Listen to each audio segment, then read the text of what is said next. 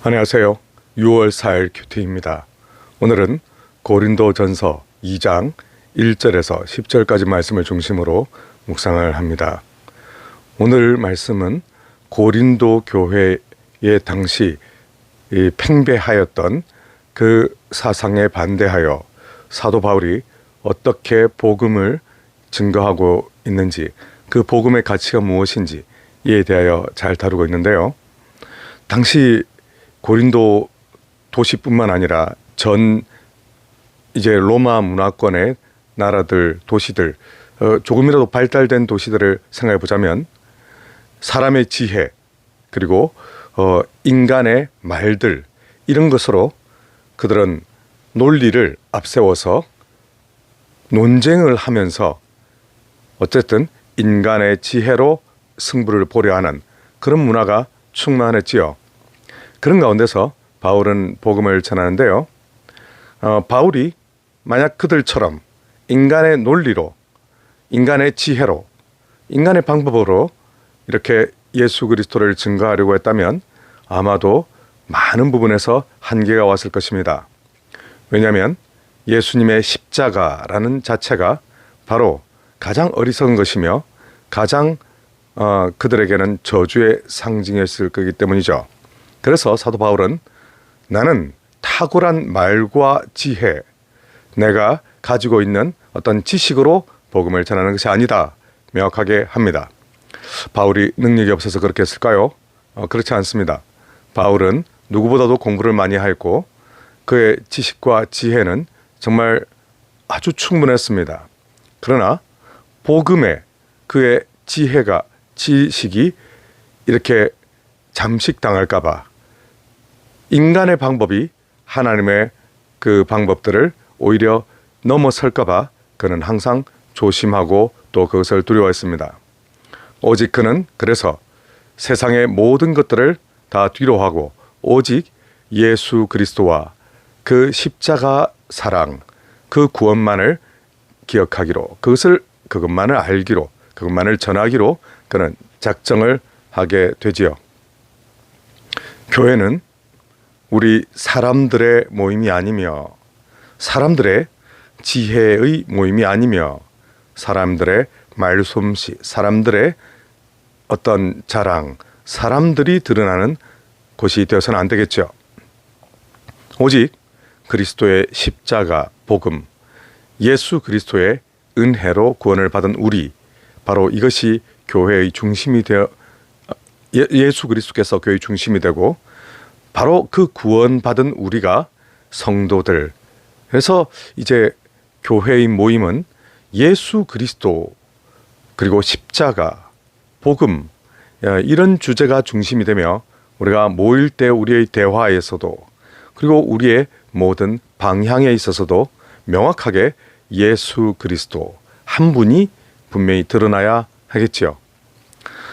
믿음은 사람의 지혜나 사람의 방법으로나 사람의 어떤 기술로 되어지는 것이 아니라 오직 하나님의 능력, 하나님의 은혜, 이에 의하여 이루어지는 것인데요. 고린도 교회는 참으로 많은 분열과 그리고 자랑과 은사를 서로 경쟁하며 네가 잘났고 아니야 내가 잘났고 하면서 많은 흔들렸었는데 그 이유가 무엇일까요? 가만 생각해 보면 그들은 바로 예수 그리스도 중심, 예수 그리스도께서 우리의 이 생명의 주인 되시며 가장 뛰어난 분이시고 이것이 우리에게 자랑할 거리다라고 하는 이것에 있어서 그들은 중심이 흔들렸기 때문입니다. 그러다 보니 그들은 내가 누구에게서 배웠는가, 내가 누구와 연결되어 있는가, 또 어떤 은사를 가지고 있는가를 놓고 서로 치열하게 다투고 경쟁하고 무엇이 더 높고 무엇이 더 우위에 있고 이런 것들을 끊임없이 경쟁했던 것입니다. 하지만 바울은 처음부터 교회의 중심, 교회가 추구해야 될 방향, 그 모든 것은 예수 그리스도의 십자가다 명확하게 밝히고 있죠. 십자가 앞에서 우리는 어떤 사람입니까? 예수 그리스도의 그 아름다우신 우리를 구원하신 십자가 앞에서 인간이란 존재는 죄인이며 하나님의 긍휼하심을 받는 죄인이며 이제 그 십자가를 통하여 하나님의 자녀가 된 용서받은 죄인이죠.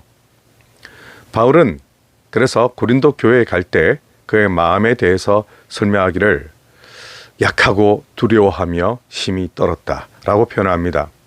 이것은 사도 바울이 무능해서 그럴까요? 사도 바울이 뭔가를 모르기 때문에 그럴까요? 그렇지 않습니다.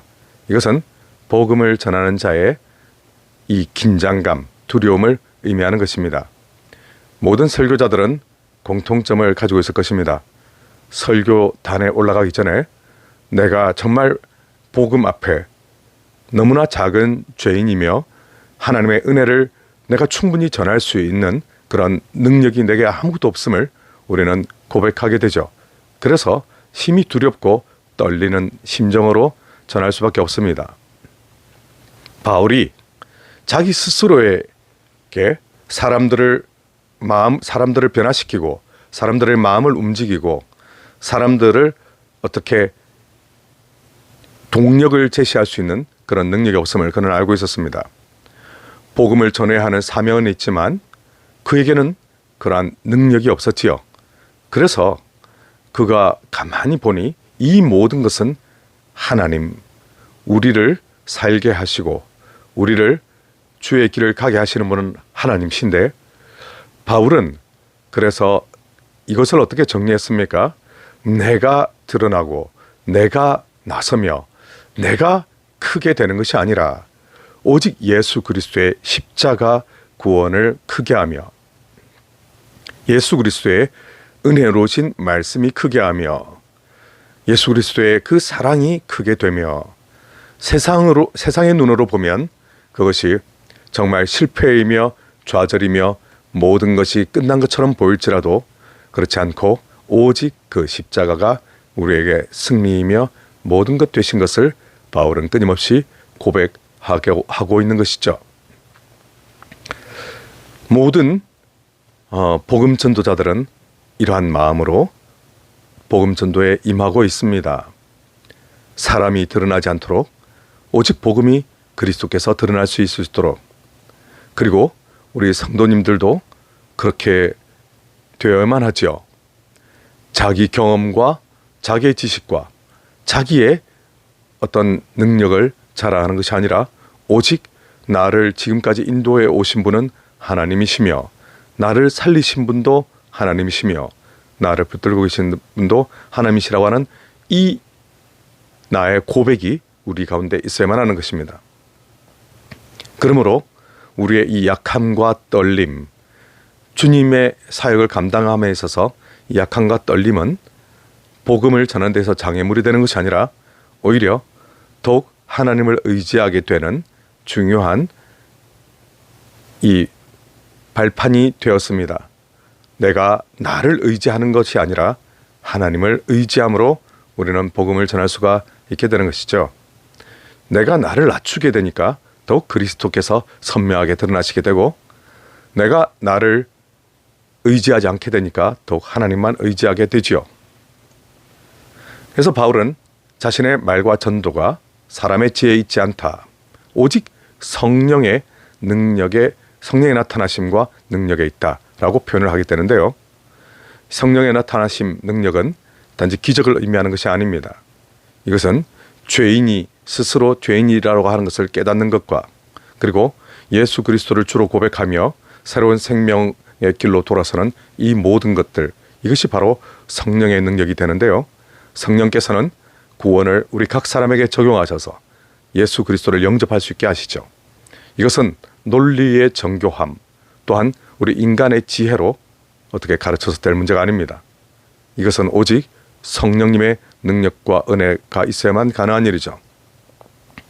그런데 이 믿음, 우리가 온전하게 가지지 못하게 되면 결국 우리는 흔들리고 넘어지게 될 것입니다. 그래서 우리는 다른 어떤 겉으로 보이는 것들에 마음을 두지 말고 오직 하나님께서 주시는 말씀, 성령의 능력, 이것을 의지하여 나아가야 될 텐데요. 신앙의 기초가 나의 의지나 나의 판단과 나의 결단에 기초하지 않고 오직 하나님의 선택, 하나님의 능력에 의지하고 있다면 우리는 거기서 견고함을 경험할 수 있습니다. 성령께서는 우리 각 사람에게 이 복음을 적용해 주시면서 십자가를 깨닫게 하시고 하나님의 은혜와 사랑을 깨닫게 하시고 그리스도를 사랑할 수 있는 마음을 주시지요. 그래서 참된 능력을 경험하게 되면 우리의 삶의 중심과 삶의 방향이 모두 그리스도께로 향하게 되는 것입니다. 교회가 새로워지는 길도 바로 이와 같이요. 그래서 하나님의 지혜, 하나님의 은혜, 하나님의 능력이 우리에게 절실할 텐데요. 부디 세상의 그 어떤 것들로 교회가 채워지지 않고 오직 하나님의 은혜와 능력으로 가득 채워지게 하여 주옵소서. 이렇게 기도하는 저와 여러분 되기를 축복합니다.